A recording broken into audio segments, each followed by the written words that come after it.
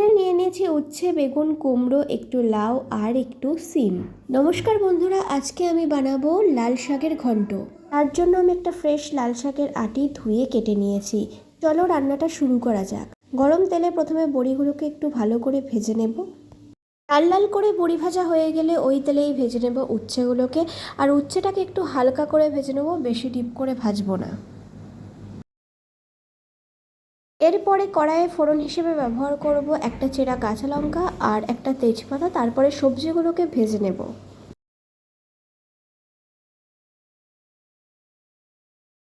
সবজিটা যখন হালকা করে ভাজা হয়ে আসবে তার মধ্যে তুলে দেব কেটে রাখা লাল শাকগুলোকে।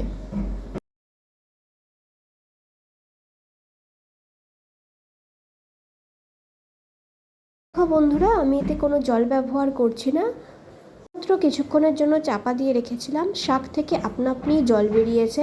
হালকা করে নুন ছড়িয়ে দিয়ে আবার আমি ঢাকনাটা দিয়ে দেব।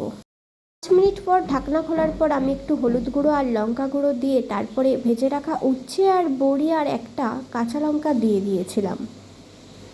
শাকে আগে থেকে দেওয়ার সবজিগুলো কিন্তু সেদ্ধ হয়ে গিয়েছে, তাই জন্য এগুলোকে ভালো করে নাড়াচাড়া করে আমি আবার ঢাকনা দিয়ে দেব।